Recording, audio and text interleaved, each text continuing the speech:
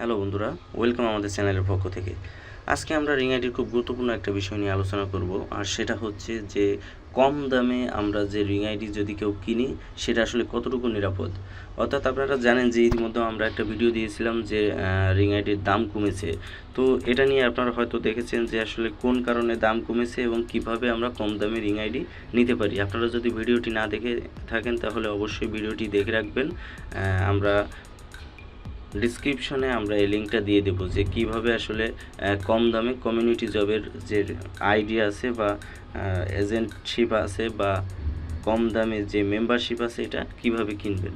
তো আসলে আপনারা জানেন যে আমরা এখান থেকে দেখছিলাম যে আমাদের রিং আইডির যে মেম্বারশিপ এটার দাম কিন্তু কিছুটা কমে গেছে। আসলে কমার কারণ হচ্ছে এটা কিন্তু অফিসিয়ালি রিং আইডির কোনোভাবেই তাদের দাম কমায়নি। দামটা কমছে এভাবে, আপনারা দেখবেন যে গত সপ্তাহে আমাদের যখন সার্ভারে কাজ চলছিল তখন কিন্তু আমরা রিং আইডিতে প্রবেশ করতে পারছিলাম না এবং কোনো প্রকার কাজ কিন্তু আমরা সেখানে করতে পারিনি।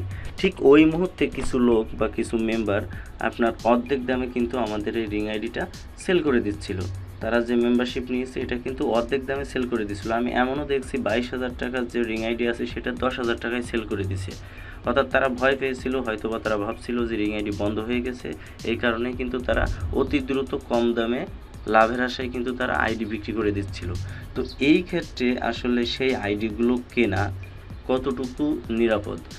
আপনারা এখনও দেখবেন যে এখনও বিভিন্ন গ্রুপ বা পেজে আমি দেখি যে এখনও পর্যন্ত কিন্তু আইডি কেনা বেচা হচ্ছে, অর্থাৎ অল্প দামে আপনার যে মেম্বারশিপ আছে সেগুলো বিক্রি হচ্ছে।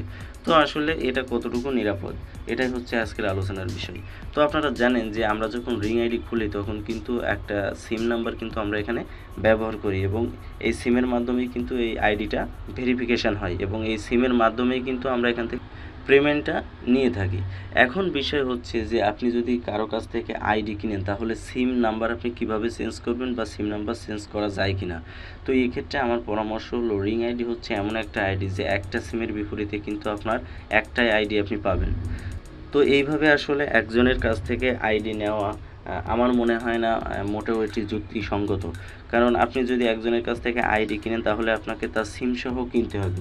আর তারপরেও আরেকটা বিষয় যেটা যে আপনি যদি সিম সহ তার কাছ থেকে আইডি কিনেও থাকেন কিন্তু ওই আইডির স্ট্যাটাস কী, ওই আইডির হিস্টোরি কী, বা ওই আইডিতে কোনো ব্যাক রিপোর্ট আছে কিনা বা ব্যাড রিপোর্ট আছে কিনা, খারাপ কোনো অবস্থা আছে কিনা, এটা বোঝার কিন্তু কোনো উপায় আপনার কাছে নাই।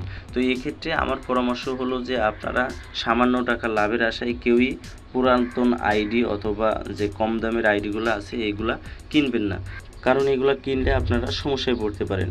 বিভিন্ন ধরনের সমস্যা কিন্তু এখানে হতে পারে।